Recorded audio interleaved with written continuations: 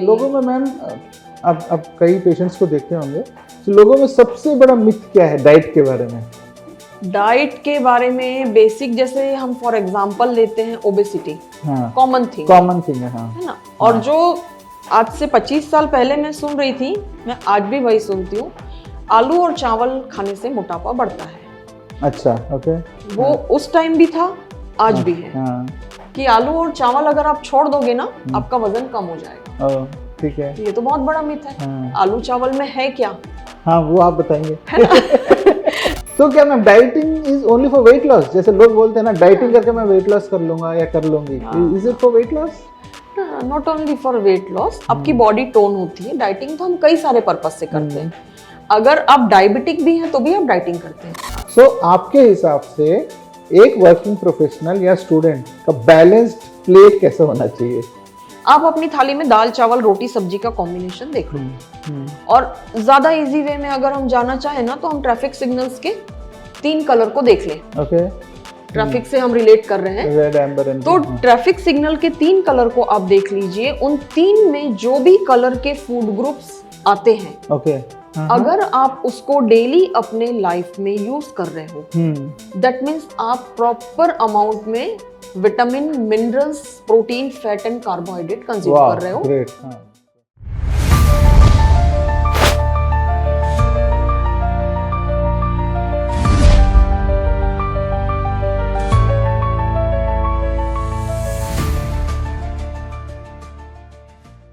Namaskar and welcome to another episode of Unsung Heroes, Legends in Spotlight.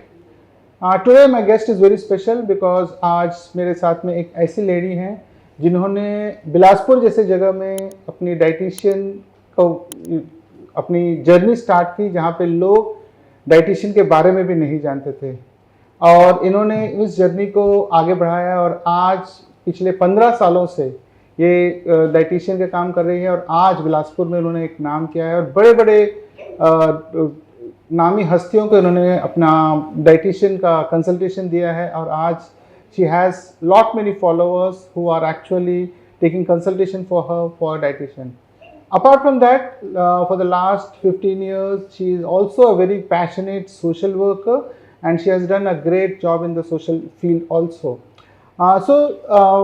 आज जो मेरे guest हैं वो ना केवल एक डाइटिशियन है, but she has actually transformed health of people by diet, and she has taken diet as not as a fuel but as a medicine and also for changing the mindset.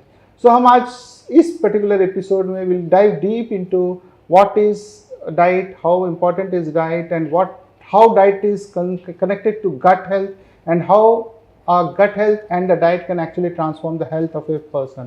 So let me welcome my guest today, Kavita ma'am. Welcome to my show. Thank you sir. बहुत बहुत धन्यवाद, आप मेरे show में time निकाल के आप मेरे शो में आए. So it's a great honor for me. Thank you so much sir. It's honor also for me. As आप जिस फील्ड में काम कर रहे हैं और जिनके लिए काम कर रहे हैं, ये बहुत ही अच्छा और नेचुरल वे है.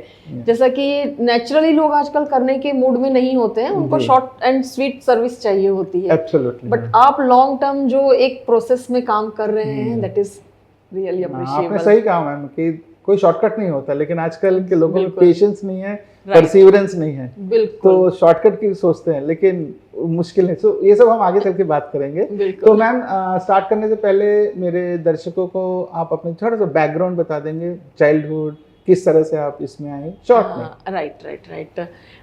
बेसिकली मेरा चाइल्डहुड जैसे नॉर्मल सब बच्चों का होता है. हमने बहुत खेल कूद और मस्तियाँ की हैं, क्योंकि आज के बच्चे वो चीज़ शायद नहीं समझ पाएंगे, बट हमारी जनरेशन के जो लोग हैं उनको ये चीज़ें पता है कि हम बचपन में जब खेलते थे तो हम खुले होके बाहर खेलते थे, दोस्तों के साथ खूब उधम मस्ती, गिरना, चोट लगना, सारी चीज़ें, बारिश में भीगना, पेड़ पे चढ़ के आम तोड़ना, अमरूद तोड़ना, लोगों के घरों से फूल चुराना. ये सारी चीज़ें की हैं हमने. उस टाइम पे घर पे बहुत डांट पड़ती थी कि लड़की होके इतनी उधम मस्ती मत किया कर. बट जो नेचर है वो तो इनबॉर्न होता ही है, और वो जब तक ना करो तब तक लाइफ अधूरी होती है. तो हमने अपना बचपन बहुत एंजॉय किया. उसके बाद स्टडी में भी हम उतने ही फोकस्ड रहे हैं, शुरू से बहुत as a brilliant child by the God grace. तो हमेशा क्लास में फर्स्ट या सेकंड पोजीशन चाहिए ही चाहिए. अगर उससे कम आता था तो रोने बैठ जाते थे. पर पहले हमें पैम्पर करने वाली स्थिति नहीं होती थी। हमारे पेरेंट्स को तो ये था कि पास हो गई लड़की साथ है बहुत है, करना क्या है, अल्टीमेटली तो तुम्हें चूल्हा चौका ही संभालना है, घर गृहस्थी संभालनी है, बेटा तुमने बहुत अच्छे नंबर ले लिए हैं। और ये भी नहीं होता था कि आजकल की जनरेशन के समान सिर्फ हमें कोचिंग और पढ़ाई पे फोकस करना होता था। बचपन से हमें घर गृहस्थी के काम पे ज्यादा फोकस करना, ये एक मेंटलिटी होती है। और स्पेशली हमारी जो गुजराती फैमिली और मारवाड़ी, ये दो फैमिली ऐसी है जिसमें लड़कियों को बहुत ज्यादा उस टाइम पे पढ़ाने पे जोर नहीं दिया जाता था। उनको ये था कि आप पढ़ो, ठीक है, आपका मन है पढ़ लो, घर का एक एजुकेशन ले लो, बट प्रायोरिटी आपकी घर का काम होना चाहिए, खाना बनाना, सिलाई कढ़ाई एंड ऑल दिस थिंग्स, आपको सब कुछ आना चाहिए, तो आप उसमें एक्सपर्ट हमें चाहिए जी। तो ठीक था, हमने भी बहुत इंटरेस्ट से हर चीजों को किया। कभी ऐसा नहीं था कि मैं ये नहीं या वो नहीं, बस ये है कि हाँ मुझे पढ़ने मिल रहा है, उसके बाद आप साइड में जो बोल रहे हो मेरा इंटरेस्ट है, मैं सब करूंगी। तो हमने वो सब कुछ पैरेलल साथ में लेके किया, सीखे, बड़े हुए।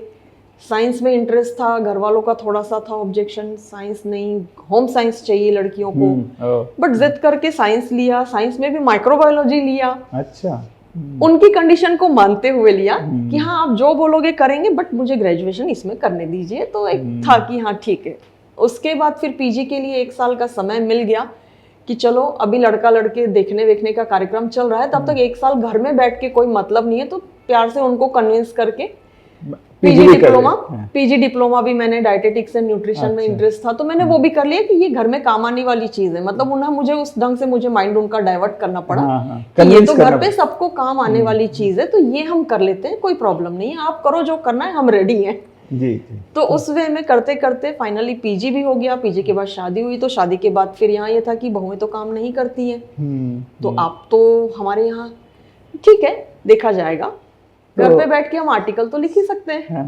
तो सॉरी मैम काट रहा हूँ आपको, बट लेकिन एक चीज आपने बोला कि आपने माइक्रोबायोलॉजी में पीजी डिप्लोमा किया, माइक्रोबायोलॉजी में बीएससी किया। और उस वक्त आई थिंक माइक्रोबायोलॉजी, तो अभी हम माइक्रोबायोलॉजी के बारे में सोच रहे थे, लॉन्च हुआ था और उतना मतलब आपको कुछ फ्यूचर नहीं दिख रहा था? नहीं, बट मुझे माइक्रोबायोलॉजी का मैंने जो पढ़ा था ना सिलेबस, मेरे सीनियर्स थे और जो मैंने देखा था तो मुझे वो बहुत अच्छा लगा, क्योंकि मेरा जूलॉजी में शुरू से इंटरेस्ट रहा था और डिसेक्शन वगैरह मेरा क्लास में सबसे अच्छा होता था। And I was the first कि वाइवा में अगर एक्सटर्नल आए हैं तो कविता ही जाएगी। अच्छा। डिसेक्शन उनके सामने जितने टफ वाले हैं वो कविता ही करेगी। और पेट्री डिश में उनके सामने लाने का काम वो मेरी डिश या मेरा जो स्लाइड बना होता था वही जाता था। अच्छा, तो इंटरेस्ट था। बिकॉज़ तो अगर आप शुरू से रहा, मार्केट पॉइंट ऑफ व्यू से देखे, जॉब पॉइंट ऑफ व्यू से, माइक्रोबायोलॉजी उस वक्त में उतना ये नहीं था, आज के डेट में बहुत ज्यादा है। माइक्रो जस्ट लॉन्च हुआ था। और मुझे माइक्रो ऑर्गेनिजम्स और मुझे स्लाइड और लैब और ये सारे काम, मुझे ह्यूमन बीइंग रिलेटेड ना मुझे बहुत इंटरेस्ट था। ओके। तो मैंने लॉन्चिंग थी, मैंने कर लिया। I think that has formed the base for you for going into dietetics. नहीं, मैंने डाइटेटिक्स भी लिया इसलिए लिया क्योंकि एक तो ये घर पे यूज होता, वो तो पेरेंट्स को कन्विंस करने का टेक्निक था। दूसरा उसमें माइक्रोबायोलॉजी था, इसलिए मैंने लिया कि मैं पीजी और माइक्रो में मुझे करने की परमिशन नहीं थी, अदरवाइज नागपुर यूनिवर्सिटी में मेरे लिए था। मेरे जो प्रोफेसर्स थे वो खुद इंटरेस्टेड थे कि ये बच्ची इतने कम टाइम में, मतलब मुझे पढ़ने का समय भी बहुत कम मिलता था, कोचिंग हमें जाने ही नहीं मिलता था, घर का काम करो, खाना बनाओ, कॉलेज से बीच में ब्रेक मिल रहा है आधे घंटे का, तो आपको घर आके रोटी दाल बनानी है, रोज का हमारा रूटीन फिक्स था। साइकिल से आते थे, बनाते थे और फिर भागते थे। कौन से कॉलेज से थी मैम? मेरा गोंदिया का है, डीबी साइंस कॉलेज। अच्छा। तो वो सारा रूटीन, तो सर को ये पता था कि ये लड़की बहुत हार्ड वर्किंग है और जो कर रहे हैं वो उसको कर रही है बराबर। तो उन्होंने बहुत मेरे पेरेंट्स को कन्विंस किया था कि आप इसको 2 साल दे दो और इसका एडमिशन मैं करवाऊंगा। ओके, बट घर वालों ने नहीं। Okay, great. और एक बात आपने बोला था मैम कि बचपन में जब मैं भी आपकी एज का हूँ, तो हमको घर में मतलब शाम को बुलाना पड़ता था पेरेंट्स को, घर आ जाओ पढ़ाई चालू करो, नहीं तो हम दिन पूरा खेलते थे। नहीं, मेरे साथ वो चीज नहीं होती थी। क्योंकि हमें घर का काम भी करना है, मतलब शाम हुई तो मम्मी के साथ किचन में घुसना चाहिए। अच्छा, पापा की शॉप थी, पापा दुकान से आने वाले हैं, उनके आने का टाइम हुआ उससे पहले हमको घर में घुस जाना पड़ता था। अच्छा, उनके आने के पहले हम नहीं घुसे और उन्होंने अगर देखा हमें सबके साथ उधम मचाते, फिर परेड हमारी। अच्छा, तो वो एक डर जो था टाइम का, वो आपका एक पर्टिकुलर ये था। बट इन जनरल जब उस टाइम के जो बाकी बच्चे थे, तो हमको घर से बाहर भागते थे, मतलब पेरेंट्स बुलाते थे तब जाके हम घर में आते थे। यानी हमारा तो फिक्स था ना सब कुछ। हाँ, आप लोगों का और आपका अलग फिक्स था। स्कूल से आने के बाद मेरा सबसे जो रूटीन था ना, मम्मी जैसे कभी आती है ना मेरी तो बच्चों को बताती है, बोले सबसे पहले स्कूल से आती थी, कपड़े भी नहीं बदलती थी, एक कोने में जाके पहले होमवर्क खत्म करती थी। कोई इधर उधर की किटकिट कुछ भी नहीं। हाँ, कितना भी हो, स्टूडियो से स्कूल से आए पहले होमवर्क खत्म करना है, क्योंकि पता है बाद में टाइम अपना है, पर होमवर्क के साथ कॉम्प्रोमाइज नहीं चाहिए। Okay, great. सो मैम, आपने बिलासपुर में डाइटिशियन का अपना प्रोफेशनल लाइफ बोलो या कुछ भी बोलो, सो तब स्टार्ट किया जब बिलासपुर में लोगों को पता नहीं कि डाइट क्या होता है या डाइटिशियन क्या होता है। तो थोड़ा सा बताएंगे वो जर्नी कैसा रहा स्टार्टिंग में? हाँ, वो बहुत टफ रहा, क्योंकि मुझे लोगों को कन्विंस करना, लोग तो दूर की बात है, पहले मुझे डॉक्टर्स को कन्विंस करके अपने आप को बताना पड़ता था कि मैं क्या हूँ और मैं क्या कर रही हूँ। अदरवाइज जब मैं यहाँ नर्सिंग होम और क्लिनिक में जाती थी डॉक्टर्स के पास मिलने अपनी प्रैक्टिस के सिलसिले में, तो उनको बात मेरी सुनते थे, ठीक है आपने किया, कहाँ से किया, everything is okay. Then ultimately last में बोलते थे, मैडम इससे बेटर आप नर्सिंग का कोर्स कर लेते। मैंने बोला मैं यहाँ करने क्या आई हूँ, आप मुझे क्या करवा रहे हो? आप बेटर है नर्सिंग का कर लेते मैडम, हमारे यहाँ पोस्ट है, हम आपको करवा देंगे। सॉरी सर, मैं नर्सिंग करने नहीं आई हूँ, मेरा अपना अलग एक फील्ड है और मैं इसी पे काम करूंगी।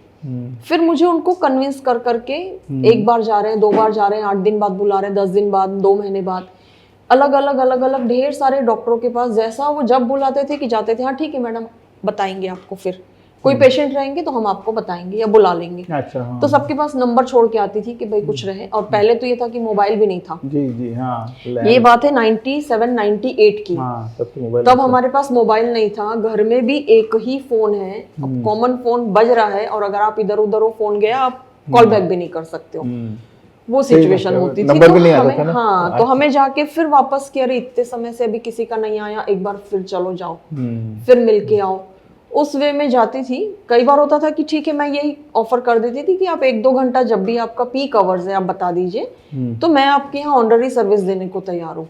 एटलीस्ट प्रैक्टिस शुरू हो, डॉक्टर भी समझ सके मेरे काम को, प्लस लोगों में अवेयरनेस जाए कि मैं क्या करना चाह रही हूँ और उससे कितना बेनिफिट है आपको। मेडिसिन वाला पार्ट आपका कितना उससे कम होता है और आप कितना हेल्दी लाइफ स्पेंड कर सकते हो। तो वो चीजें रही मेरी। साइमल्टेनियसली फिर ये होता था कि कभी किसी ने बोला कि मैडम आप आर्टिकल वगैरह पेपर में दीजिए थोड़ा अपना डाइट और हेल्थ को लेके, तो न्यूट्रिशन और हेल्थ को लेके मैंने पेपर में आर्टिकल्स भी दिए, उसका मुझे रिस्पॉन्ड अच्छा मिलता था। पेरी से भी आते थे, लेटर्स आते थे, पोस्ट कार्ड आते थे, अंतर्देशीय पत्र होता था। हाँ, उसमें लोग हमें अपनी क्वेरीज भेजते थे। तो अच्छा लगता था कि चलो एटलीस्ट लोगों के बीच मेरी बात गई और उन्होंने रिस्पॉन्ड किया। मेरे लिए ये तब बहुत बड़ी चीज थी। उसके बाद डॉक्टर्स जब, जैसे कभी कैंप है, कुछ एक हमारे डॉक्टर्स हैं, तो कैंप कहीं फ्री में जो चेकअप, हेल्थ चेकअप कैंप लगते थे, उसमें फिर इन्वॉल्व करना शुरू किया कि कविता तुम आके बैठो, यहाँ बल्क में रहते हैं पेशेंट, डॉक्टर्स भी ढेर सारे रहेंगे, तो तुम अपनी सर्विस, तुम्हें जैसा ठीक लगता है तुम अपनी सर्विसेज वहां दो। तो धीरे धीरे वैसे फिर शुरुआत हुई कि लोगों के बीच में काफी साल चला वो। तो कैंप वाला काम तो मेरा बोलना चाहिए मैंने 20 साल से ऊपर किया। मतलब मैं कैंप के लिए कभी मना नहीं की। एक लगता था कि जहाँ लोगों को नीड है पर वो आपको पे करके नहीं आ पा रहे, तो एटलीस्ट तो मेरा वो एक सोशल सर्विस वाला दिमाग तो शुरू से रहा है। मतलब ड्यूरिंग स्टडी टाइम, जब स्कूल में थी, कॉलेज में थी, सोशल सर्विस था ही। वो एनएसएस होता है नेशनल, तो उसकी भी मैं स्टूडेंट रह चुकी हूँ और उसमें भी मैंने बहुत सारे काम अपने स्कूल और कॉलेज लाइफ में किए हैं। तो वो मुझे उससे वो नहीं रहता था कि नहीं मैं जाऊंगी और मुझे कोई पे करे। हालांकि ये माइंडसेट अभी लोगों में नहीं देखने को मिलता है। इवन मेरे पास जो इंटर्न्स भी आते हैं जिन्होंने अभी डिग्री भी नहीं ली है और उनसे कभी काम के लिए हम बोलते हैं ना कि भाई यहाँ पे कैंप है, अब जाओगे तो पहले कितने घंटे देना पड़ेगा मैम? अच्छा बोलो कुछ पे करेंगे क्या? सबसे पहले यार डिग्री कहाँ है तेरी जो तुझे पे करे? आजकल के बच्चों का माइंडसेट चेंज हो गया, बहुत ज्यादा प्रोफेशनल है, बहुत ज्यादा। तो वो चीज तो खैर मेरे साथ कभी नहीं रही कि मैंने कभी चार्ज। मैंने आपको ये सवाल इसलिए पूछा था बिकॉज जनरली क्या होता है कि सक्सेस मिलने के बाद we generally see the tip of the iceberg, but वहां तक पहुंचने के लिए जो कितने साल ये हुए हैं, तो ये हमको जनरली दिखता नहीं बिकॉज वो दबा रहता नहीं है, पता चलता। तो जैसे अभी कविता मैम को जानते हैं as a dietitian who is very famous, but ये डाइटिशियन बनने के लिए इन्होंने 15 से 20 साल तक बहुत अभी मेहनत मोर देन 25 इयर्स हो गया मेरी हाँ। प्रैक्टिस को। मैंने 97-98 से अपनी प्रैक्टिस शुरू की है। जी जी और ऑनररी सर्विसेज बहुत दी है, इवन हॉस्पिटल्स में भी मैंने दी है। मतलब जहाँ पेशेंट होते थे हम कॉल पे जाते थे, और जहाँ ये होता था कि मुझे उसका चार्ज लेना है, पर कई बार ऐसा होता था कि पेशेंट की जो कंडीशन देख या के बात उनकी इकोनॉमिक कंडीशन प्लस उनकी हालत पेशेंट की हालत देख के ना हाँ। कई बार इतना अंदर से मैं हिल जाती थी सुबह कि मैं फाइल में नोट ही नहीं करती थी। अटेंड करती थी, चार्ट दे के आती थी, बट मैं फाइल में नोट नहीं करती थी। तो उस चीज को जब डॉक्टर्स जिन्होंने मुझे कॉल पे इनवाइट किया होता था, वो जब देखते थे कि मैडम इसमें आपका तो कहीं सिग्नेचर दिख नहीं रहा, आप चार्ट बनाए थे ना? आई सेड हाँ सर मैंने बनाया है, तो आपका इसमें एंट्री नहीं है। सर जाने दो। अरे मैडम आप कैसे कर रहे हो, ऐसे कैसे काम चलेगा? हॉस्पिटल में तो सब ऐसे ही आते हैं। ठीक है सर, दुआएं मिल जाएगी ना, और क्या चाहिए। वो भी थोड़े से ना मेरे लिए होते थे कंसर्न कि अरे मैडम आप इतनी दूर से अपने मतलब काफी चीजों को एडजस्ट करके आ रहे हैं और आप चार्ज भी नहीं ले रहे हो मिनिमम अपना। मतलब ठीक है कोई बात नहीं, चलेगा। विशेष मिलती है वो बहुत है मैम, और वो मिलती है, और वो है, वो टचवुड, वो मेरे साथ ब्लेसिंग्स आज भी सबकी है। वो बहुत जगह मुझे दिखती है, तो अच्छा लगता है कि नहीं मैं जो कर रही हूँ बहुत सेटिस्फेक्शन से कर रही हूँ। आपने थोड़ी देर पहले पूछा था ना, तो इससे इनकम होता है कि नहीं मेरे को, वही सेम थिंकिंग आपका जो है मेरा भी है। ठीक है।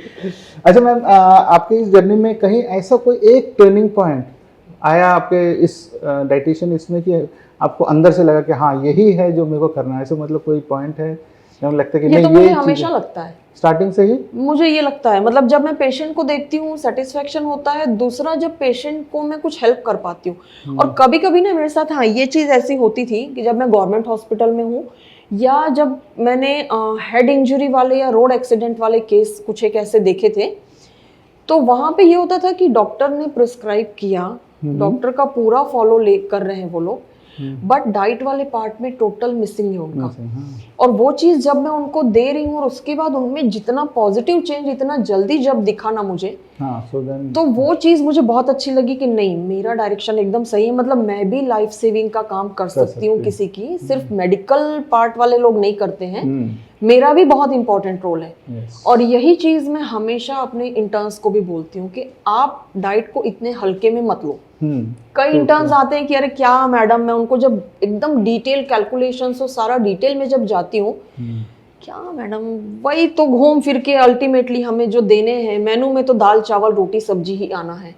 अब किसी को कम देंगे, किसी को आधा रोटी ज्यादा देंगे, किसी को सब्जी और फ्रूट्स में रेस्ट्रिक्शन देंगे, फिर इसमें इतना ज्यादा क्यों आप कैलकुलेट करवा रहे हो? मतलब उनको ना कि कैलकुलेशन फिट ही नहीं बैठ रहा है। हमें मेनू प्लानिंग करनी है, इंग्रेडिएंट्स देने हैं, हम लोग एक्सचेंज लिस्ट बनाते हैं और उसमें कैलकुलेशन फिट ही नहीं बैठ रहा है। अच्छा तो फिर उन लोग थोड़ा सा परेशान होके एकदम फ्रस्ट्रेट, अरे मैडम छोड़ो ना, जाने दो ना, ये तो कर लिया। अच्छा वो बदमाशी करने के लिए नीचे का बिल्कुल हमें एग्जैक्ट अमाउंट बताएंगे जो हमें प्रोटीन फैट कार्बोहाइड्रेट डिस्ट्रीब्यूशन करना है और जो आना चाहिए।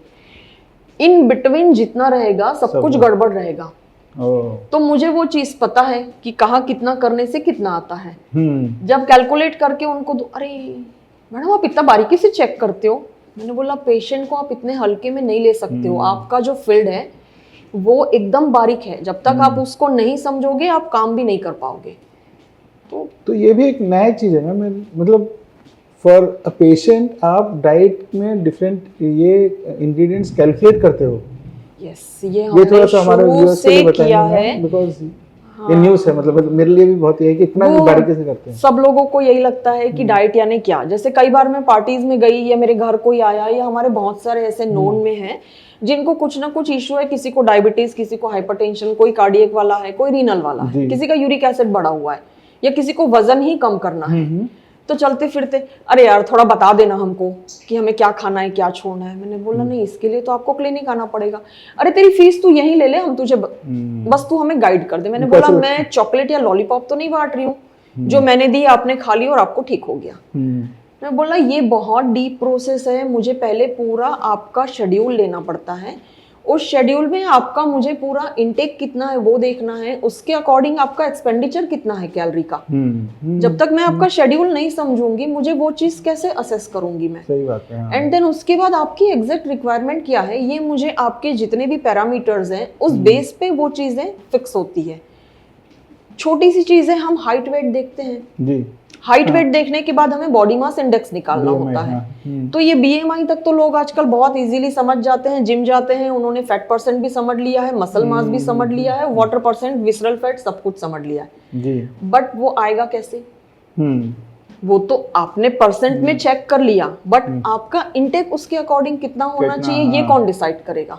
ये तो हर किसी का इंडिविजुअलाइज्ड होगा ना।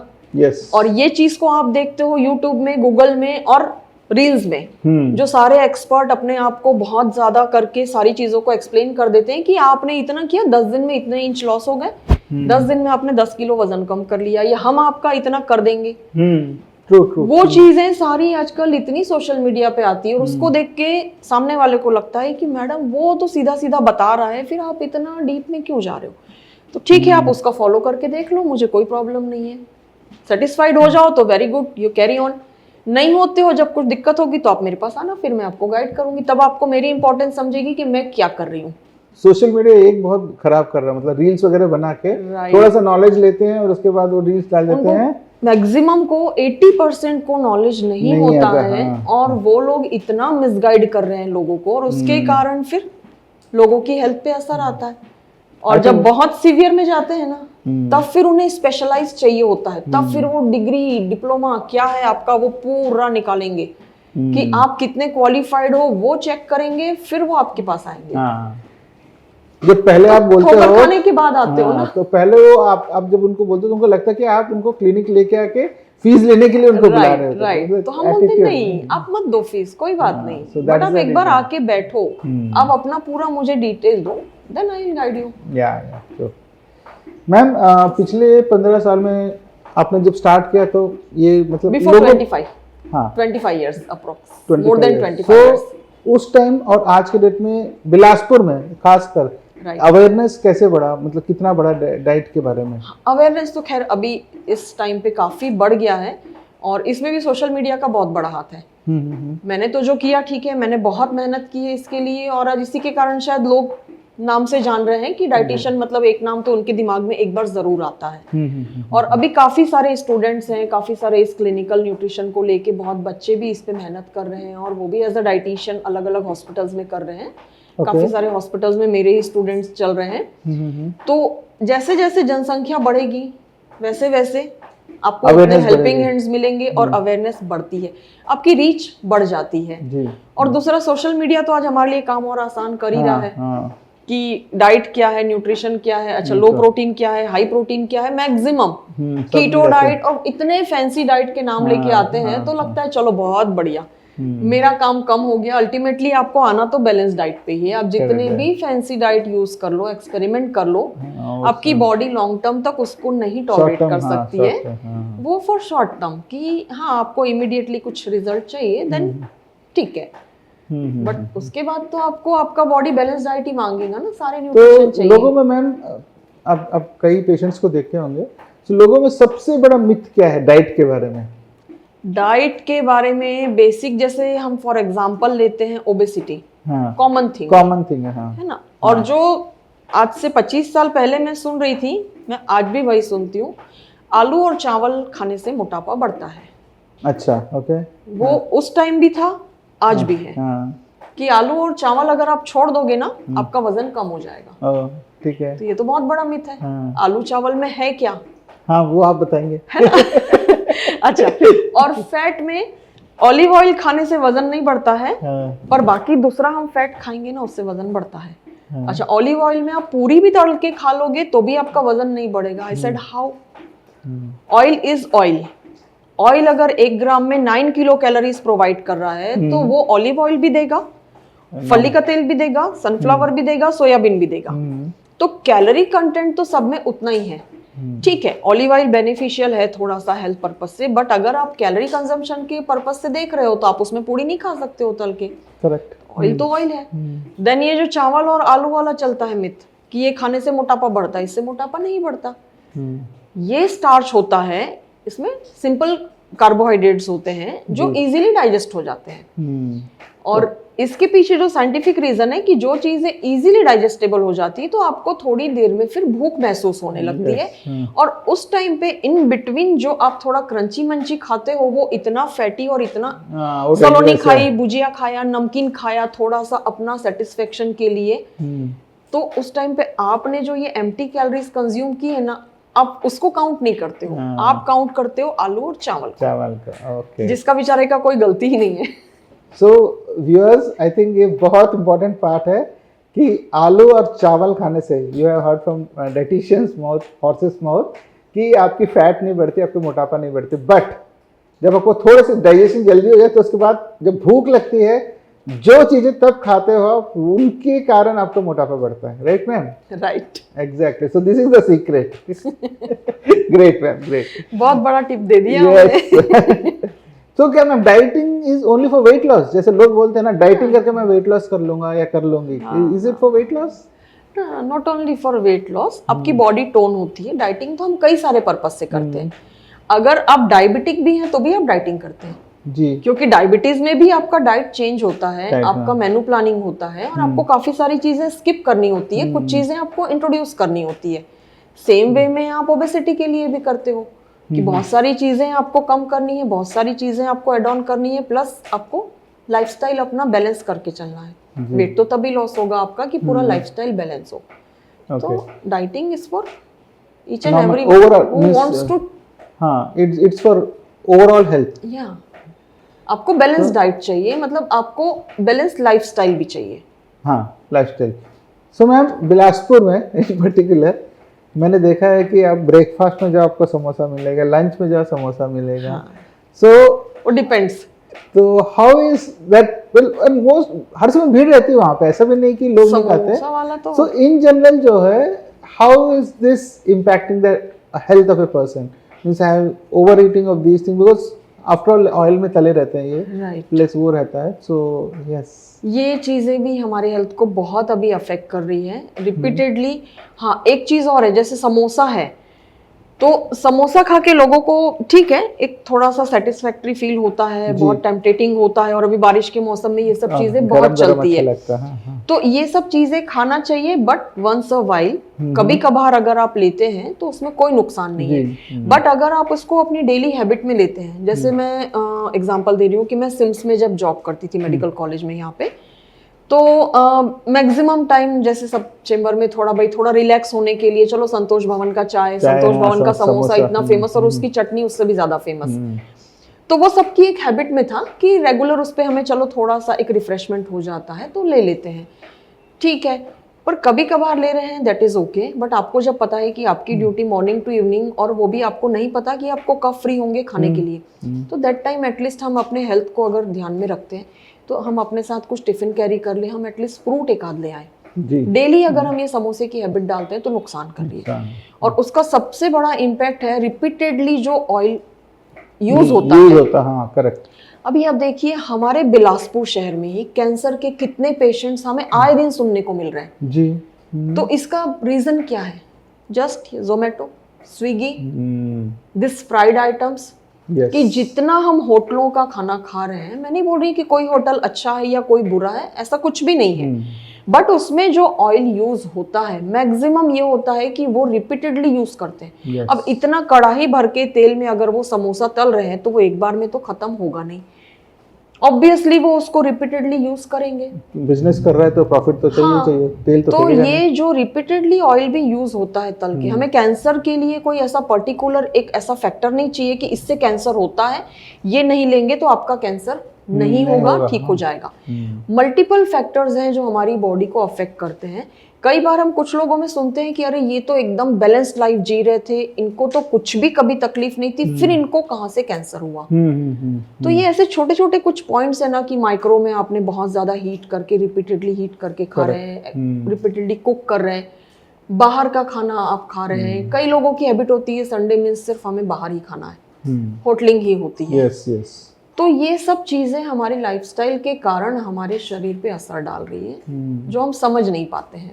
मोरोवर मैम, जिस जोमेटो है या फिर स्विगी है, so they are into business, सो एक तो ऑयल तो यूज कर ही रहे हैं, बिल्कुल, और plus they will never use anything fresh, right, they will use सारा जो प्रोसेस्ड preservative, है, प्रिजर्वेटिव यूज preserve। करके, ये सब यूज करके करते हैं, तो नेचुरली बिल्कुल। It's going to impact the health. जैसे आपने बोला कि लोगों को अभी इसलिए समझ में नहीं आ रहा बिकॉज उनकी मेटाबॉलिज्म अच्छी है, एज ठीक Right। है, तो मिडिल एज में नहीं समझ में। हाँ, तो 40-50 जब क्रॉस करते हैं then all this things come out. And जब कई बार आपकी बॉडी की इम्यूनिटी भी डाउन होती है ना, उस टाइम पे फिर कुछ ऐसी जो हिडन चीजें होती है वो हमारी बॉडी में बाहर रिफ्लेक्ट कर जाती है। यस, तब लगता है कि यार इतनी सी उम्र में इसको ये कैसे हो गया, बिकॉज correct। दैट टाइम उनकी इम्यूनिटी डाउन थी। Down हमने थी। देखो कोविड टाइम में सबसे ज्यादा बात की है इम्यूनिटी की। यस, मेरे भी ढेर वेबिनार्स हुए हैं, सिर्फ हमने इम्यूनिटी पे किए कि आप कुछ मत करो, कोई फूड आपको कोविड से नहीं बचा सकता, आपको अपनी इम्यूनिटी को स्ट्रॉन्ग करना है, बस। एब्सोल्युटली। तो वो ही एक फैक्टर है जो हमारी ओवरऑल हेल्थ को भी अफेक्ट करता है। अगर आपकी इम्यूनिटी अच्छी है देन आपको नहीं पता चलता कभी कुछ। तो मैम अभी हमने स्टूडेंट्स की बात की और इसकी बात की, जोमेटो की बात की, और ये हम जानते हैं मैक्सिमम Right। स्टूडेंट्स या वर्किंग प्रोफेशनल्स ही हाँ, करते हैं। हाँ, हाँ। सो आपके हिसाब से एक वर्किंग प्रोफेशनल या स्टूडेंट का बैलेंस्ड प्लेट कैसे होना चाहिए? उनका बैलेंस प्लेट ना, हम लोग जो एक बैलेंस थाली बोलते हैं वो जी। अपने घर की जो थाली होती है, हाँ हाँ, भले आप बाहर हो, ये जरूरी नहीं है कि आप घर पे ही चाहिए, पेरेंट्स के साथ ही चाहिए और आपकी थाली में सब कुछ होना चाहिए, ये नहीं है। आप अपनी थाली में दाल चावल रोटी सब्जी का कॉम्बिनेशन देख लो। और ज्यादा इजी वे में अगर हम जाना चाहें ना, तो हम ट्रैफिक सिग्नल्स के 3 कलर को देख लें। ओके, ट्रैफिक से हम रिलेट कर रहे हैं, रेड, एम्बर एंड तो ट्रैफिक सिग्नल के 3 कलर को आप देख लीजिए। उन 3 में जो भी कलर के फूड ग्रुप्स आते हैं, ओके, अगर आप उसको डेली अपने लाइफ में यूज कर रहे हो, दैट मीन्स आप प्रॉपर अमाउंट में vitamin, minerals, protein, fat and carbohydrate consume कर रहे हो। ग्रेट, हाँ। और उससे भी सिंपल एक एग्जांपल, अगर हम ऑल कलरफुल प्लेट पे जाते हैं तो दैट इज, अभी बारिश का मौसम है, रेनबो कलर्स, राइट। रेनबो के जो 7 कलर्स हैं, अगर हम उन 7 कलर को अपनी डाइट में होल डे में कंज्यूम करते हैं, from morning to till bed time, अगर हमने ये 7 कलर को यूज किया है एक दिन में, तो आपकी इम्यूनिटी को कभी कम होने के चांस ही नहीं होते हैं। Wow, तो I think आप that's a great इससे रिलेटेड चीजें देख लीजिए कि व्हाइट में क्या है, मिल्क एंड मिल्क प्रोडक्ट्स हैं। देन आप येलो ऑरेंज पे जाते हैं तो उसमें ढेर सारे फ्रूट्स एंड वेजिटेबल्स हैं। उसके बाद आप ब्लू पे जाइए, रेड पे जाइए, तो हमें टमाटो, पोमोग्रेनेट, हरी पत्ते वाली भाजियां हैं। येलो में हम दाल देख रहे हैं जो प्रोटीन रिच है। व्हाइट में हम अगर जा रहे हैं तो हमें चावल उस कलर का मिल रहा है। तो ऐसे हमारे पास दिन भर में बहुत सारे ऑप्शंस हैं। तो मतलब जितना कलरफुल होगा प्लेट, Right। उतना बैलेंस्ड डाइट। बट वो natural colour, not artificial coloured, कि हमें मैडम ने रेड बोला तो टोमेटो सॉस एक कटोरी भर खा लिया, तो वो मैडम ने तो रेड कलर बोला था। मैडम ने ग्रीन बोला, ग्रीन चिली सॉस खा लीजिए, सोया सॉस खा लीजिए, तो ये नहीं होना चाहिए। व्हाइट बोला है तो natural, everything should be natural, not processed, preserved, nothing। नहीं तो आइसक्रीम, कुल्फी, वो तो फिर कलरफुल सारे जिसको अपने देने हैं ना, वो एक्सक्यूजेस ढेर सारे देंगे कि मैडम ने बोला है। तो मैडम ने ऐसा बिल्कुल नहीं बोला है। तो मैडम ने बोला है कि नेचुरल होना चाहिए, कलर्स नेचुरल होने चाहिए। एंड आई थिंक वो वाला कॉन्सेप्ट मेरे को बहुत अच्छा लगा ma'am. Traffic signals, because I am connected to that traffic signals ना, that's so why। red, amber and green are the best things। अगर ये कलर्स आपके प्लेट में है दिन भर में, so that too natural fruits हो, vegetables हो, anything, right। so that is one। and second is home cooked food। दाल चावल नहीं खाए लेकिन घर का खाएंगे, घर का खाना खाइए, वेरी वेरी हेल्दी। बिल्कुल, absolutely. I think these are 2 very secret tips जो मैम ने ये किया है आज के डेट पे। वो बैलेंस डाइट कहलाती है कि अगर हमने वो पूरे कलर्स को इंक्लूड किया है, 7 कलर्स को, तो that is called a balance diet. आप अपने, फिर आपको किसी से पूछने की जरूरत नहीं पड़ेगी। हाँ, आपको पूछने की जरूरत डाइटिशियन से बिल्कुल पड़ेगी फॉर अमाउंट, कि हमें कौन सी चीज कितने अमाउंट में लेनी है। अदरवाइज फिर वहां मिसकॉन्सेप्ट मैडम पे नहीं आना चाहिए कि मैडम ने बोला था।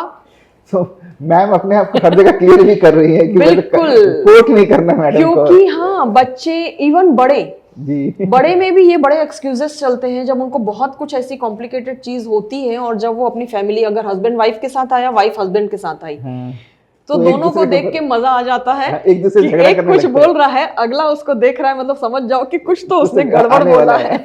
मतलब मेरे सामने एक्स्ट्रा सफाई पेश की जा रही है।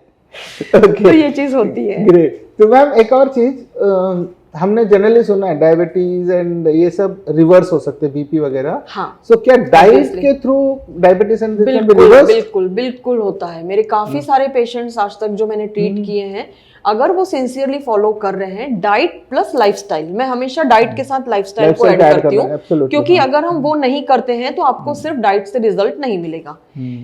उसके साथ अगर आप सीवियर किसी स्टेज में हो, अगर आपका बीपी बहुत ज्यादा शूट करता है, तो हम मेडिसिन भी उसको कंटिन्यू रखते हैं। हम एकदम से बंद नहीं करते हैं, बिकॉज उसकी बॉडी को नीड है एक्स्ट्रा सपोर्ट की। वो लेते हैं, बट उसके डोजेस धीरे धीरे जैसे कम होने लगते हैं, दैट मीन्स कि आप सही डायरेक्शन पे जा रहे हो। ठीक है। इवन कई बार हुआ है, मेरे काफी सारे पेशेंट्स हैं जो डायबिटिक थे, इंसुलिन पे थे, इंसुलिन से मेडिसिन पे आ चुके हैं, और मेडिसिन भी अभी मिनिमल डोज पे चलते हैं। कई पेशेंट्स को डॉक्टर ने इंसुलिन रिकमेंड किया है, बट वो निडल के डर से आते हैं और सिंसियरली फॉलो करते हैं, तो वो उधर जा ही नहीं पाते हैं, वो इवन मेडिसिन के डोज में भी कम हो जाते हैं, रिवर्स में आ जाते हैं। तो कई लोगों का इनिशियल स्टेज पे डायबिटीज पता चला और कोई चाहता है कि हमें मेडिसिन नहीं खानी, नहीं तो लाइफ लॉन्ग खानी पड़ेगी, तब डर के कारण वो आते हैं, और जब डर के आते हैं ना तो बिल्कुल फॉलो करते हैं। आप जो बोल लो मैडम, आप भगवान हो, बस आप जो बोलोगे करेंगे, और वो करते हैं और रिजल्ट मिलता है। तो हमें तो यही चाहिए कि पेशेंट को रिजल्ट मिले। एब्सोल्युटली। तो होता है ये। हाँ, तो ये एक बहुत इम्पोर्टेंट मैम ने बताया कि डायबिटीज एंड आपके जो BP is a common thing, BP 70 to 80% of people में है। So they can be reversed not through medicine but through diet, but only thing is, condition is आपको उसको कंसिस्टेंटली एंड सिंसियरली यूज करना है, बिल्कुल diet को use करना है। Great ma'am. सो आजकल आप जानते हैं लाइफ बहुत फास्ट हो गया मैम, मतलब घर में मियाँ भी काम कर रही, बीवी भी काम कर रही है, खाने बनाने का टाइम नहीं है, राइट, ठीक है, लेकिन हेल्दी होना है। बिल्कुल। तो ये कैसे करेंगे मैम? नहीं, हेल्दी हो सकते हो आप बिना कुक किए? नहीं, कुक किए, बिना कुक किए, सब कॉम्बिनेशन में टाइम का एडजस्टमेंट चलता है। तो ये बताइए, बिकॉज बहुत लोग जानना चाहेंगे, ये बहुत बड़ा सीक्रेट है। हाँ ये बहुत लोग जानना चाहेंगे, टाइम नहीं है, खाना बनाना आता नहीं है, कुक नहीं करना है। वो बैलेंस आपको खुद अपने टाइम के हिसाब से सेट करना पड़ता है कि लाइक अगर आप दोनों वर्किंग हैं, बच्चा भी स्कूल जा रहा है, छोटा है, टिफिन देना है, तो आपको उसके अकॉर्डिंग प्री प्रिपरेशन की हैबिट डालनी होती है कि अगर आपको कल काम पे जाना है और आपके पास क्या चीज अवेलेबल है घर में जी, आप उसके अकॉर्डिंग नेक्स्ट डे की प्रिपरेशन आज शाम से, आज रात से कर लो जब आप ऑफिस से आ जाते हो। और उसके बाद आपको जो भी कुकिंग करनी है उसकी थोड़ी सी प्रिपरेशन अगर आपने कर दी, सपोज आपको स्प्राउट्स बनाने हैं जी, that is very healthy thing, आप उसको घर में सब यूज कर सकते हो, सैलेड सब लोग खा सकते हो, फ्रूट सब खा सकते हो, पर उसमें ये है कि काम थोड़ा सा हस्बैंड वाइफ अगर मिलके करें, और अगर बच्चे थोड़े मैनेजेबल है, बच्चे भी अगर उसमें अपना इनपुट डालते हैं, तो आपका काम एकदम ईजी हो जाता है। कि आप जब जॉब में गए हो, पता है आपने रात में तैयारी कर ली, तो सुबह फटाफट उठ के आपको पैक करने की तैयारी करनी है, या सुबह उठ के जल्दी से आपको सिर्फ रोटी पराठे जो भी बनाने, रात में सब्जी काट के रख रहे हो, सुबह आपने एक तरफ सब्जी छौंकी, एक तरफ आपने पराठा बनाया। तो बच्चे को टिफिन में इंस्टेड ऑफ गिविंग मैगी या बिस्किट की या बेकरी वाले आइटम्स सैंडविच दे रहे हैं, क्योंकि वो जल्दी जल्दी सिर्फ बटर, तो बटर मत लगाओ। आप 4 पराठे उतनी देर में बना के दे सकते हो, और एक साइड अगर आपने सब्जी रात से काट के रखी है तो इमीडिएट उठ के छौंक दीजिए, बच्चे को सुबह हेल्दी टिफिन मिल जाएगा। स्प्राउट की तैयारी अगर आपने भिगा के रखी है तो सुबह चाहो तो आप उसको सिर्फ मिक्स करो, दे दो। मिक्स अगर ज्यादा देर रखना है तो आप उसको थोड़ा स्टीम करके दो, सो दैट थोड़ा सेफ हो जाता है। अदरवाइज अगर स्प्राउट्स को भी हम रॉ फॉर्म में खा रहे हैं और बहुत ज्यादा देर तक रखा है तो थोड़ा सा उसमें हमें रिस्क होता है कि अपसेट होता है डाइजेशन। तो बेटर है कि हम उसको थोड़ा सा स्टीम कर लें और उसके बाद आप यूज कर लो। फ्रूट्स आप बच्चों को होल दे दीजिए, कट करके मत दो। तो कुल मिलाकर जो भी वर्किंग लेडीज हैं, शॉर्टकट तो नहीं है, आपको मैनेज करना पड़ेगा। हाँ, और मेहनत तो करना पड़ेगा, टेक्निक तो सीखनी पड़ेगी अगर हेल्दी रहना है। मेहनत तो करना ही पड़ेगा अगर आप चाहते हो कि आपके बच्चे हेल्दी रहे और आप हेल्दी रहे इन द लॉन्ग रन, तो आपको कुछ ऐसे चीजें निकालनी पड़ेंगी ताकि आप मैनेज कर पाओ अपने हेल्थ को। बिल्कुल, so that is the key. So ma'am थोड़ा सा हम आते हैं फूड वर्सेस मूड पे। मतलब ठीक है, अगर खराब फूड खा रहे हैं, प्रोसेस फूड खा रहे हैं, फास्ट फूड खा रहे हैं, तो क्या ये हमारे माइंड को इम्पैक्ट करता है क्या? ऑब्वियसली करता है। अगर हम बहुत ज़्यादा प्रोसेस्ड, बहुत ज़्यादा प्रिजर्व फूड खाते हैं तो उनमें आप एक सिंपल सा देखिएगा कि उनका मूड स्विंग होने की फ्रिक्वेंसी प्लस जो वो चीज़ें नहीं खाते हैं उनके मूड स्विंग्स की या एग्रेसिवनेस की फ्रिक्वेंसी में आपको एकदम विजिबली दिखेगा डिफरेंस। ओके।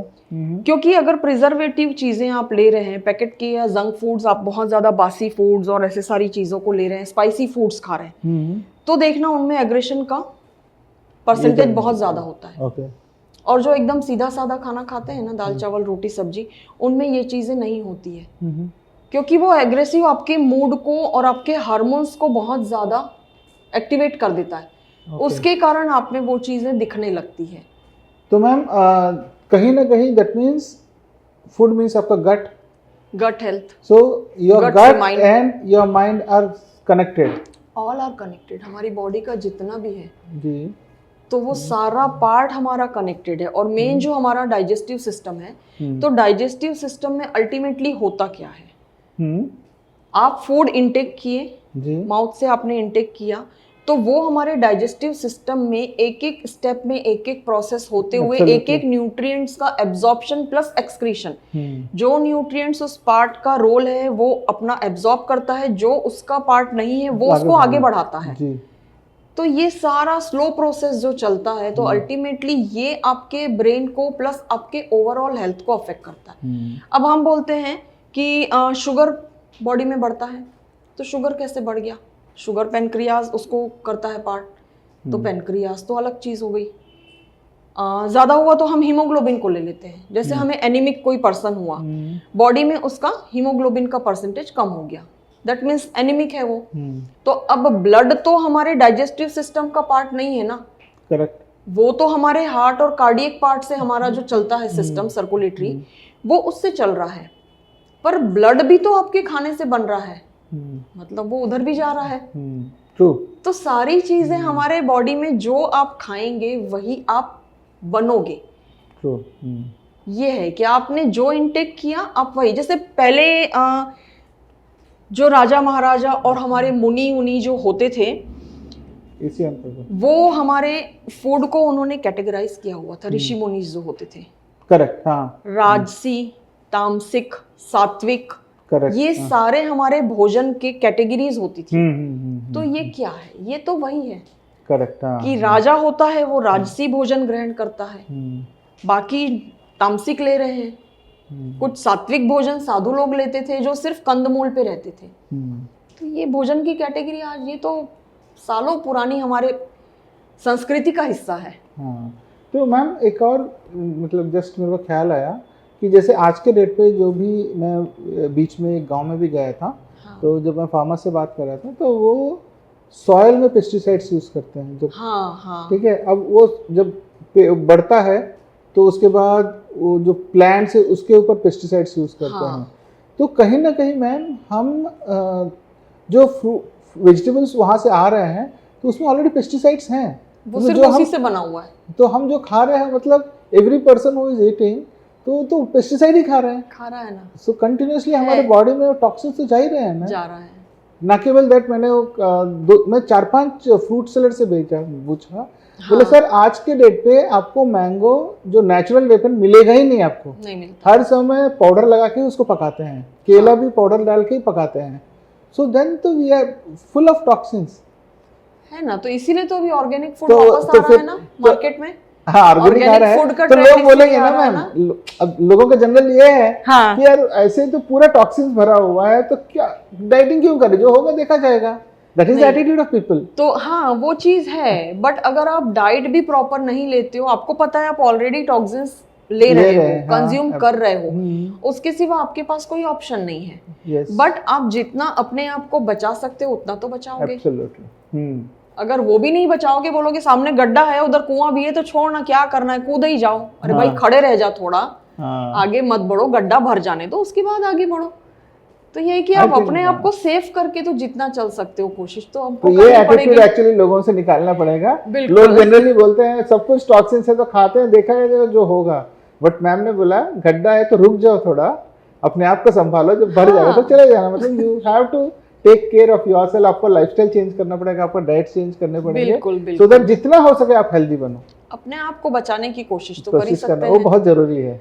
और इसीलिए आजकल लोग देखिए किचन गार्डन इतना ज्यादा पॉपुलर हो रहा है। आजकल टेरेस गार्डन कर रहे हैं लोग अपने अपने छतों पे। वेजिटेबल्स, फ्रूट्स, ये सारे छतों पे ग्रो कर रहे हैं। वो क्यों इसीलिए कर रहे हैं कि भाई हमें थोड़ा तो शुद्ध मिले, जितना मिल सकता है। हर चीज तो हम नहीं उगा सकते हैं, बट जो कर सकते हैं उतना कर ले। तो मैम एक और मेरे को ये पर्सनल क्वेश्चन है, राइस और आजकल मिलेट्स बहुत चल रहे हैं। हाँ, राइस और मिलेट्स में क्या डिफरेंस है, क्या कौन सा हेल्दी? ऐसा कुछ नहीं है, हेल्दी सब है। देखो हम जो खाते हैं हमारा सब कुछ हेल्दी है। और हम जो खाते हैं वो आज की जनरेशन को नहीं बोल रही हूँ मैं, हम जो खाते हैं, क्योंकि आज की जनरेशन सिर्फ कचरा खाती है और कचरा पीती है। मैं आज की जनरेशन के लिए नहीं बोल रही हूँ। ये जो हमारे पुराने लोग जो खाते थे, हमारे यहाँ जो जितने भी दादी नानी, हमारे जितने भी एंसेस्टर्स थे, वो लोग जो हमारे यहाँ खाते थे खाना, वो उनकी थाली आप देखिए, उनसे आप बात कीजिए कभी बैठ के, तो देखिए कि वो सब कुछ खाते थे। पर हमारे यहाँ क्या है, लोग जैसे दाल चावल रोटी सब्जी तक सीमित हो गए थे। ज्वार बाजरा मक्का ये सब देहाती चीजें समझते थे। तो उसको सामने लाने के लिए मिलेट का कॉन्सेप्ट लाया गया कि जब तक आप किसी चीज को बहुत ज्यादा हाईलाइट नहीं करेंगे या उसको फुल फ्लैश नहीं सामने प्रेजेंट करेंगे, तो लोग उसका इंपॉर्टेंस नहीं समझेंगे। तो दैट्स वाई उस चीज को वापस ट्रेंड में लाने के लिए, लोगों को जोड़ने के लिए, अब जनरेशन तो वो है ना जो देखेगी सोशल मीडिया पे उसको फॉलो। अब मैंने बोल दिया मिलेट रिच फूड, मिलेट बहुत अच्छा है, तो मिलेट, अब वो हमारी जब दादी नानी उनकी घर में बोल रही होगी ना कि बेटा ले मक्का की रोटली खा, तो वो बोलेगा नहीं ये तो आप लोगों का खाना है या गंवारों का खाना है, हम तो पिज्जा बर्गर खा के खुश हैं। बट जब वो कॉन्सेप्ट आया कि मिलेट लेना है, तब मिलेट की ढेर सारी रेसिपीज इन्वेंट होने लग गई, उसके कॉम्पिटिशंस होने लग गए, उसकी रेसिपी बुक्स आने लग गई, रील बनने लग गई, सब कुछ हो गया।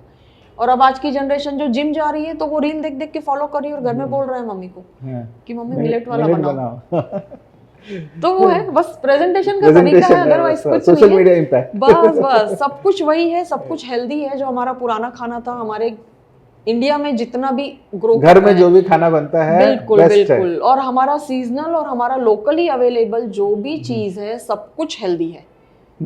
बस आर्टिफिशियल प्रिजर्वेटिव को हमेशा मैं साइड में करती हूँ। सो सिंपल डाइट है, मैम से सुने डाइटिशियन, कुछ नहीं, घर का बना हुआ खाना सिंपल खाओ, दाल रोटी खाओ, दाल चावल खाओ, भले ही मिलेट हो नहीं हो कुछ नहीं होता, simple diet is the best diet. सब मिलेट भी उसमें इंक्लूड हो जाते हैं, मिलेट भी तो राइस के समान सारी चीजें। हाँ, सारी चीजें आप एक दूसरे के साथ कॉम्बिनेशन में खा ही सकते हैं।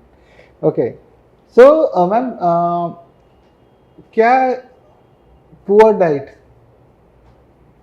ऐसे आपने पता भी दिया है कि मूड स्विंग्स का रीजन बन सकता है। आजकल के बच्चों में हमने बहुत चीज देखे हैं कि मूड स्विंग्स बहुत ज्यादा है, गुस्से बहुत आ जाता है, बहुत ये हो जाते हैं। Is it because of diet? Specially diet के लिए भी होता है, प्लस स्ट्रेस फैक्टर तो आजकल बच्चों में बहुत ज्यादा है। और वो उनका अभी जो चल रहा है, इतना ज्यादा स्टडी का प्रेशर है, उनको बहुत सारी कॉम्पिटिटिव चीजें फेस करनी है, तो उसमें उन बच्चों की भी कोई हम नहीं बोल सकते कि गलती है। वो बच्चे बहुत ज्यादा आजकल स्ट्रगल फेस कर रहे हैं, जिसके कारण उन्हें स्ट्रेस होता है। तो मूड स्विंग एक तो स्ट्रेस है, दूसरा नींद नहीं होती है पूरी। और कुछ एक उसमें सोशल मीडिया का बहुत बड़ा हाथ है कि बच्चे पढ़ाई तो ठीक है कर रहे हैं, बट उसके अलावा सोशल मीडिया पे और अपने फोन और लैपटॉप में इतने ज्यादा बिजी रहते हैं कि चाहे वो काम की चीज हो चाहे नहीं हो। जैसे सपोज हम ही थोड़ी देर अगर रील देखने चल रहा है, चलते चलते हमने कुछ चलाया, वो हमारा कहाँ आधा से पौन घंटा निकल गया, 1 घंटा, हमें पता ही नहीं चलता है। तो ये चीजें भी इनडायरेक्टली हमारे ब्रेन फंक्शन को अफेक्ट करती है, और इसके कारण भी मूड स्विंग्स होते हैं। तो डाइट तो साइड वाला पार्ट है, वो तो आप 2 या 3 टाइम खाएं, बट सारा दिन तो आप इन सब चीजों के एक्सपोजर में हो ना। स्ट्रेस तो 24 घंटा है। सोशल मीडिया में जा रहे हो तो आपके उसका रेडिएशन भी आपको इम्पैक्ट करता है। बिल्कुल बिल्कुल। सॉल्यूशन क्या है मैम? तो छोड़ दो। जैसे आजकल लोग सोशल मीडिया का, हाँ, जैसे सोशल मीडिया का लोग आजकल उपवास लेते हैं ना, कि हमने इसका उपवास लिया हुआ है, लोग डालते हैं कि 7 दिन। ये नया वर्ड है क्या उपवास में? हाँ, सोशल मीडिया से लोग उपवास ले लेते हैं आजकल कि मैं 7 दिन फेसबुक नहीं चला रहे, हम 7 दिन सोशल मीडिया यूज नहीं कर रहे हैं, तो उपवास है 7 दिन का। हाँ, तो आजकल वैसा उपवास चालू हुआ है, ये लेटेस्ट, राइट। अरे ऐसे बहुत चल रहे हैं अभी, तो ये लेटेस्ट उपवास टेक्निक है। अच्छा, हम लोग भगवान का व्रत पूजा करके उपवास करते हैं, सोशल मीडिया को। पर ये नई जनरेशन अभी सोशल मीडिया का उपवास करवाना पड़ता है उनको कि आप सिर्फ फोन रखोगे तो उससे आप कॉल रिसीव, कॉल आपको कहीं करना है वो करो, या इंपॉर्टेंट थिंग अगर मेल और आपके कुछ ऐसे काम है, वर्किंग है, तो आप उस चीज को करो। अदरवाइज आप इंस्टा, ट्विटर, फेसबुक सब कुछ आपने फास्ट किया हुआ है, सब बंद रहेगा, आप नहीं चलाओगे। आपके डाइट में ये भी एक है कोर्स, नहीं, सोशल मेरे मीडिया डाइट उपवास। में ये चीज हाँ नहीं, मतलब आपको बोलना पड़ेगा ना कि भैया ये Yes. उपवास करोगे तभी जाके नहीं, आप। वो मुझे बच्चों को, जो बच्चे आते हैं मेरे पास एज अ पेरेंट, जब उनको लेके आते हैं डाइट के लिए, जी, और उनका जब लाइफस्टाइल मुझे इम्प्रूव करना होता है ना, तो उसमें then मुझे ये चीज इंक्लूड बोलना करनी ही पड़ती है, क्योंकि बच्चा बोलता है कि सुबह जब आप बोलते हैं बेटा थोड़ा देर उठ के आपको एक्सरसाइज करनी है, फिजिकल एक्टिविटी इंक्लूड करनी बहुत पड़ेगी जरूरी है, आपको, हाँ। बट फिजिकल एक्टिविटी इंक्लूड नहीं हो सकती। क्यों नहीं हो सकती? तो सुबह उठते तो 8 बजे हैं, 9 बजे हैं, 10 बजे हैं, तो मैंने बोला फिर आप रात में सोते कितने बजे हो? तो प्यार से, मैम कभी 1 या कभी 2, मतलब वो तो पेरेंट बाजू में बैठा है तो 1 या 2 बोल रहे हैं, पता नहीं रात को 3-4 कितने बजे सोते हाँ, होंगे। हाँ। फिर बोले आप करते क्या हो? तो पढ़ाई लिखाई, हम्म, मैडम थोड़ी देर फोन चला लेते हैं। तो थोड़ी देर फोन तो 1-2 नहीं बजता है भैया, आपका 10 बजे हो गया, 11 बजे हो गया, आपने स्टडी कंप्लीट की, तो थोड़ी देर में 1-2 नहीं बजता है। true, हाँ। तो फिर आप बेटा फोन, पेरेंट को बोलना पड़ता है कि अब इनका फोन आप रखोगे, टाइम देखोगे और आप उसके रूम से बाहर निकालोगे फोन को, ओके तब बच्चा जल्दी सोएगा। तो वो सोशल मीडिया का अल्टीमेटली हम उपवास करवा ही देते हैं indirectly. Okay okay. So ma'am, gut health के बारे में हमने बात किया, तो 3 simple steps to improve gut health या फूड हैबिट्स जो भी बोल। फूड हैबिट्स के लिए 3 भी नहीं, हमें तो एक ही सिंपल स्टेप की जरूरत पड़ेगी, balance lifestyle. Balance lifestyle, balanced lifestyle, balance lifestyle that means balanced food, हाँ। Balance sleep, balance physical activity, ये Yes. सारी चीजें आपकी बैलेंस लाइफस्टाइल में इंक्लूड हो स्लीप, जाती है। स्लीप मतलब स्लीप इज 5-6 मोस्ट चीजें, important thing. Water, food, physical and mental exercise, Yes. And then आपका sleep. So these 3 things, so simple है। सो मैम, और सारी चीजें फ्री है, हाँ सब फ्री है, सब फ्री है। सब उसको free है। छोड़ के आप जाते हो इतने महंगे महंगे जिम में, और इतने महंगे महंगे आप हेल्थ प्रोडक्ट्स लेते हो, करेक्ट। और ये चीजें आपके पास फ्री में है। सो मैम, हमको आजकल हम देखते क्रेविंग बहुत होता है, लाइक किसी को शुगर का क्रेविंग हो, किसी को आइसक्रीम का क्रेविंग है। सो कहीं craving is related to mental state also? Craving भी है मेंटल स्टेट से। कई बार बच्चा जब बहुत ज्यादा स्ट्रेस होता है, या कोई भी पर्सन एक बहुत ज्यादा स्ट्रेस में है, तो उसको क्रेविंग होती है। कई लोगों को क्रेविंग होती है कि कुछ चटपटा खाना है। मैक्सिमम जो क्रेविंग होती है ड्यू टू स्ट्रेस फैक्टर, वो होती है स्वीट की। हाँ आइदर आप चॉकलेट खा रहे हैं, पेस्ट्री खा रहे हैं, तो उन लोगों को कुछ मीठा खाना होता है जी। और बल्क में खाना होता है। हम्म। आपने अगर एक छोटी सी चॉकलेट दे दी तो उससे वो उनको सेटिस्फेक्शन नहीं होता है।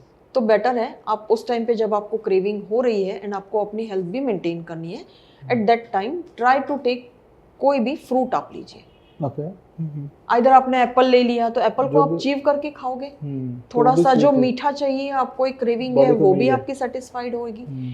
उसके अलावा आप कभी अंजीर ले सकते हैं, किशमिश ले सकते हैं, मुनक्का है, या फिर आप ड्राई फ्रूट्स में कुछ खजूर वगैरह है।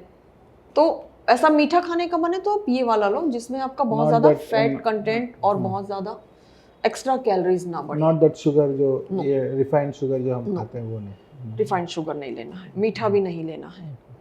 और मैम आजकल हमने बहुत बहुत मतलब एसिडिटी हो गया, ब्लोटिंग हो गया, एसिड रिफ्लेक्स हो गया, ये कॉमन प्रॉब्लम्स है। सो मेन रीजन क्या है? भाई स्ट्रेस, एक तो स्ट्रेस, दूसरा जोमेटो स्विगी।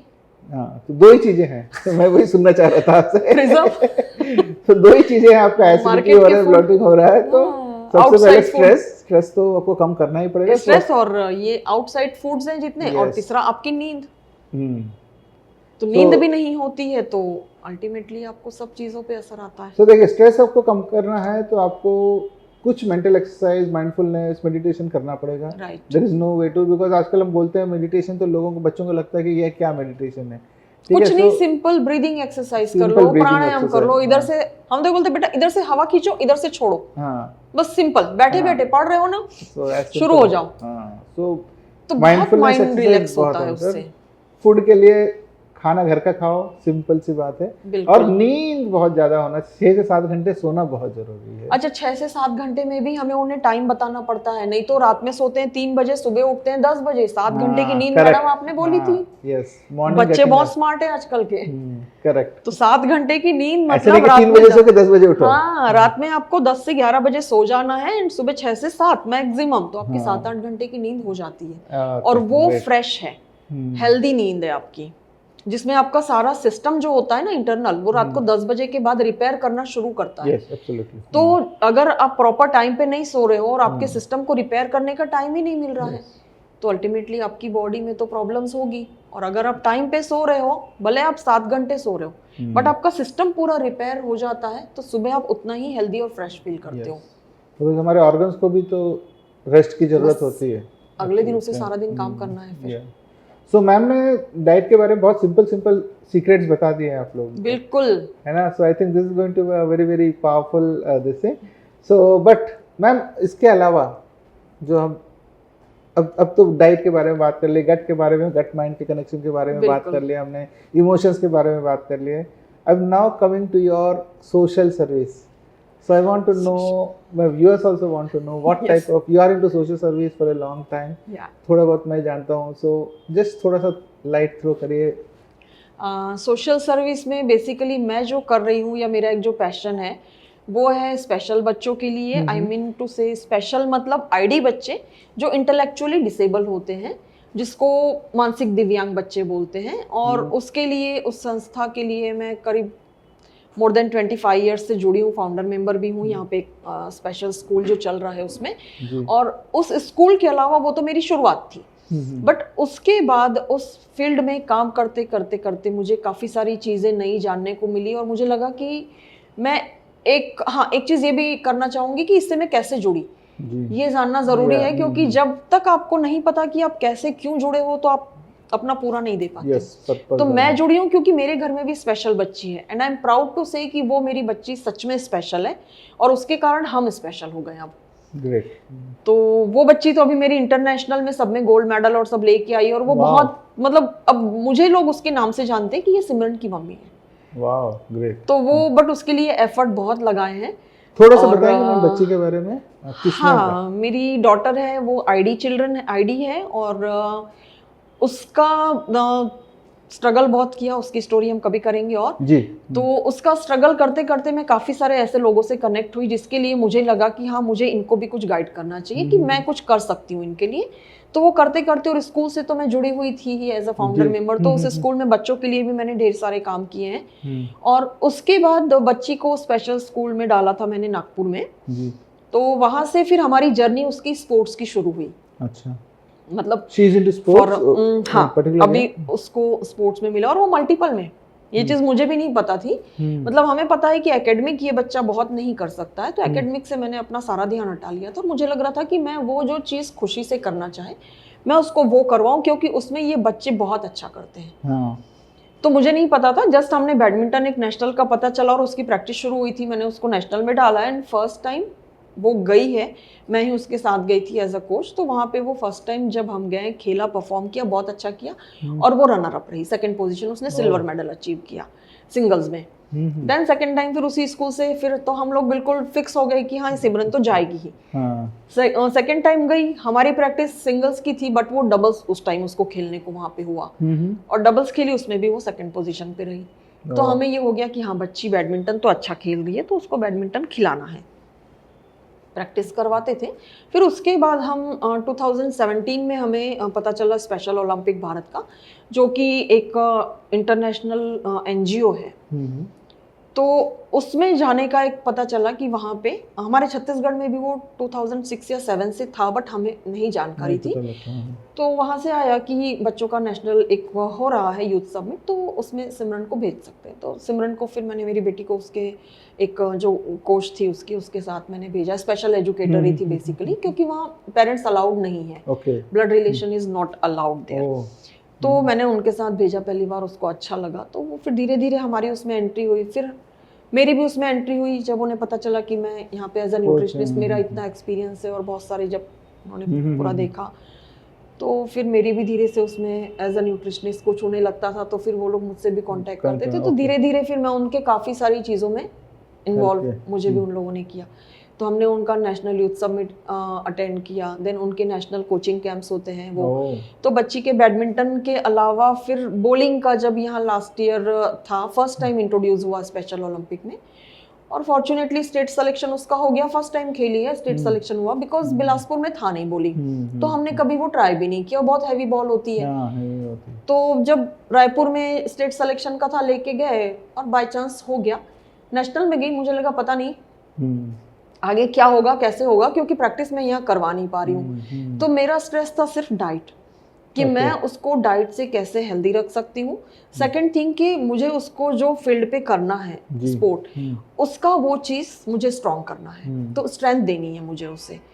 तो फिर मैंने उसकी एक्सरसाइज यहाँ पे कंटिन्यू की, वैसे एक्सपर्ट से मैंने लिया और फिर मैंने उसकी एक्सरसाइज यहाँ पे करवाई, और कभी कभार महीने में एक आध बार रायपुर जाके। मतलब basically without physical practice you have been working on her diet and also on her physical fitness. Okay, great. तो वो चीज करने के बाद फिर वो नेशनल में भी उसने गोल्ड लिया। नेशनल के बाद एशिया पैसिफिक में सिलेक्शन हुआ, एशिया पैसिफिक में भी उसने 2 गोल्ड और 1 ब्रॉन्ज लेके आई। वो इंडिया के लिए नॉमिनेट हुई, मतलब वो टीम इंडिया थी जब वो खेल रही थी, तो that time she was team India. और इंडिया का टी शर्ट्स पहन के उनका प्रेस कॉन्फ्रेंस और ऑल जो होता है एक इंटरनेशनल में, तो 12 कंट्री ने पार्टिसिपेट किया था, और फॉर्चुनेटली वो नवंबर लास्ट जो था उसमें दिल्ली में था, तो वहाँ 12 कंट्रीज आई थी, उसमें पार्टिसिपेट किया, एंड उसमें भी ये 2 गोल्ड रेक लेके आई। तो और उसके बाद अभी अब बोची के लिए भी उसका सिलेक्शन हुआ है। अच्छा, अभी स्टेट सिलेक्शन था, हमने बस उसको शौक है खेलना है तो हमने डाला था, तो अब नेशनल के लिए बुच्ची के लिए भी। Very nice, very interesting. मतलब ये कि ये हिडन टैलेंट्स है ना, जो मुझे पता ही नहीं थे कि वो ये भी कर लेगी वो भी कर लेगी। तो सारे बोलते कि मैडम क्या क्या कर लेती है सिमरन। मैंने बोला सर मुझे भी नहीं पता, गुड, बस जो कर रही है मैं करवा रही हूँ। और उसकी जर्नी के साथ मुझे एज अ कोच, क्योंकि फिर मुझे लगता था कि दूसरे के साथ वो कंफर्टेबल नहीं हो पा रही है, तो मैंने भी उसके साथ एज अ कोच बन के जाने के लिए कोच के ढेर सारे कोर्सेज किए ऑनलाइन। मैंने अपने स्किल टेस्ट दिए, मतलब अब मैं ऑफिशियली बैडमिंटन की कोच बन चुकी हूँ, स्पेशल ओलंपिक भारत की। और मेरे इंटरव्यूज भी हुए हैं, जब इवेंट में जाना है मेरा स्किल टेस्ट होता है, मेरा इंटरव्यू होता है, तो उसके लिए भी अब हम आगे बढ़ते जा रहे हैं स्टेप। तो मतलब इंस्टेड ऑफ डाइटिशियन मैं सिर्फ मेरे साथ अब एक ये भी स्पोर्ट्स एड ऑन हो गया कि मैं स्पोर्ट्स में कोच भी। ग्रेट अचीवमेंट मैम, मजा सच में मुझे भी मजा आ रहा है। मतलब अब तो फ्रीक्वेंटली हमारे जैसे पता चल रहा है ना कि यार इसके बाद मैडम आपका आगे सिलेक्शन हो गया है और अब आप आगे जा रहे हो। तो अभी फ्रीक्वेंटली हमारे 3 ऐसे ही कैंप्स हुए जिसमें मैं एक में जस्ट गई थी, आगे हो गया।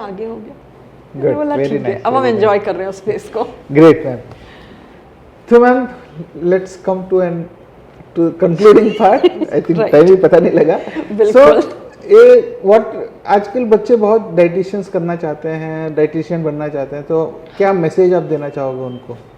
नहीं, डाइटिशियन बनना चाहते हैं, बहुत अच्छी बात है, बट एक मैसेज उनके लिए ये है कि जो भी काम करना है विथ फुल डेडिकेशन करना है आपको, और पूरी सिंसियरिटी के साथ करना है। और सामने वाला जो भी आप पेशेंट जो भी डील कर रहे हो, छोटा बड़ा XYZ जो भी है, आपको उसको उतना ही सीरियसली लेना है। चाहे वो आपको फीस पे कर पा रहा है चाहे नहीं कर पा रहा है, बट आपको अपने काम में कहीं भी कमी नहीं करनी है। 200% सबके लिए आपको 100% देना है अपना। ओके, ग्रेट, बस दैट्स इट। और मैम दूसरा message to the youth today from dietitian point of view and message to the adults, दो कॉमन मैसेज सबके लिए। जैसे एक हम बोल सकते हैं कि eat healthy and live healthy, ये जो मेरा एक टैगलाइन है, मैं अपने क्लिनिक में मैं अपने सोशल मीडिया पोस्ट पे भी जब डालती हूँ तो ऑलवेज आई पुट देयर कि ईट हेल्दी लिव हेल्दी। और इन शॉर्ट अगर हमें देना है तो एक छोटी सी 2 लाइन मुझे बड़ी अच्छी लगती है हमेशा, कि स्वस्थ सुखी जीवन का राज, संतुलित आहार, नियमित व्यायाम। ग्रेट, बस 2 लाइन में पूरा conclusion. Thank you so much ma'am. So viewers, आपने देखा कि आज मैम ने बहुत सारे सीक्रेट्स बता दिए। आपका बैलेंस्ड प्लेट कैसे होना चाहिए, बैलेंस्ड डाइट क्या होना चाहिए, किस तरह से आप हेल्दी रह सकते हो। बट एक चीज़ बहुत इंपॉर्टेंट जो मैम ने बताया कि there is no shortcut, 1। Second is आपको स्टार्ट अर्ली करना है। मतलब आपके पास बीमारियां आ जाएंगी, आपके पास मोटापा आ जाओगे, देन बोलेगे मैम मेरे को ठीक कर दो, तो that's not possible. You have to start early, but time लगेगा और जल्दी नहीं होता। You have to have that patience and it might not be reversible also. And most important thing जो मैम ने बोला है कि diabetes and BP, all these things are actually reversible using diet, not using medicine. So that's a very very depends, या जितना need है। हाँ, medicine basically controls, if I am not, medicine control, they don't cure, whereas diet can also cure. Yoga हम बोलते हैं कि cure करता है, I think diet also cures. So these are a few very important points you are taking home, and I hope in case अगर required है तो ma'am को you can contact ma'am or you can DM me in my post and then I will in turn contact you to ma'am. So thank you so much ma'am once again, and it was a very healthy discussion we had today. Thank you so much, मैंने भी बहुत enjoy किया. Thank you so much viewers, and till my next episode, take care and Jai Hind.